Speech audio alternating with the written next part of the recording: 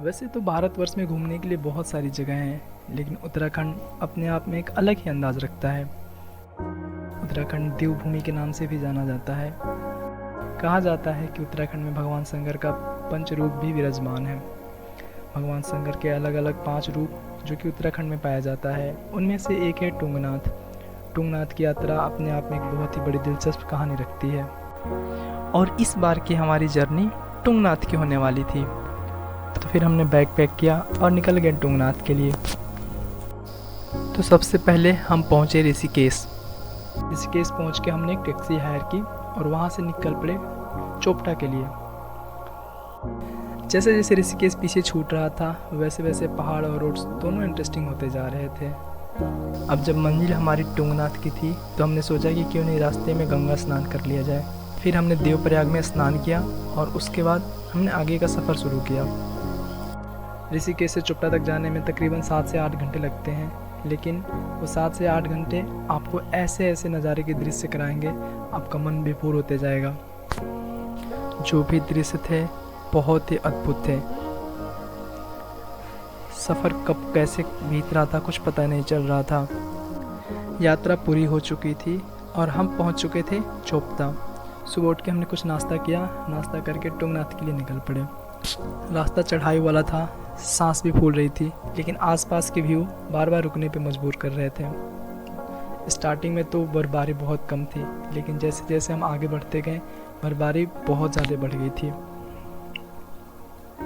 काफ़ी चलने के बाद फाइनली टुंगनाथ मंदिर दिखाई दिया और ऑनेस्टली इतनी चढ़ाई के बाद जब सामने टुंगनाथ का मंदिर और उसके पीछे माउंटेन्स दिखे, थकान नाम की चीज़ क्या होती है हम तो भूल ही गए थे। वाकई टुंगनाथ पहुंचने के बाद से जो दृश्य था मन विभोर कर देने वाला था। वहाँ का नज़ारा ही अद्भुत था। अनफॉर्चुनेटली मंदिर अभी खुला नहीं था, मंदिर खुलने की डेट अभी आगे थी, लेकिन हमारा डेस्टिनेशन अभी ख़त्म नहीं हुआ था। डेस्टिनेशन हमारा तो अभी कुछ और ही था। टुंगनाथ पहुंचने के बाद से हमें पहुंचना था चंद्रशिला। यहाँ से ट्रैक और ही ज़्यादा चैलेंजिंग वाला था।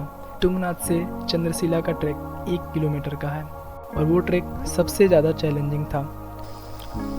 कहीं फिसलता हुआ बर्फ़ तो कहीं बहुत गहरी खाई, कहीं एकदम अचानक से ऊंचा पहाड़। वाकई चंद्रशिला तक का ट्रैक बहुत ही ज़्यादा चैलेंजिंग था। लेकिन जब हम चंद्रशिला तक पहुँचे तो वहाँ पहुँचने के बाद से एकदम से चुप हो गए, क्योंकि चंद्रशिला का जो दृश्य था वो बहुत ही अद्भुत था। वहाँ से सिर्फ सफ़ेद सफ़ेद चादर बर्फ़ के दिख रहे थे, दूर दूर तक ऊंचे ऊंचे पहाड़। टेम्परेचर पूरा माइनस में था। चंद्रशिला की हाइट से चारों तरफ बस माउंटेन ही माउंटेन नज़र आ रहे थे।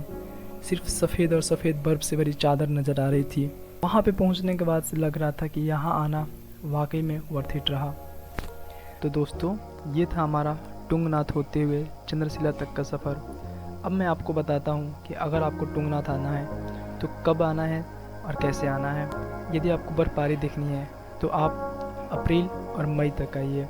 टुंगनाथ आते समय यदि आप अप्रैल और मई में आते हैं तो आप सर्दी के कपड़े ज़रूर लेकर आएँ। स्पाइक्स वाले जूते ले लें। अगर आप मई के बाद से आते हैं तो भी कोशिश करें कि सर्दी के कपड़े और रेनकोट हमेशा साथ रखें। तो दोस्तों, ये था हमारा टुंगनाथ होते हुए चंद्रशिला तक का सफ़र। मिलते हैं आपसे एक नए वीडियो में एक नई कहानी के साथ।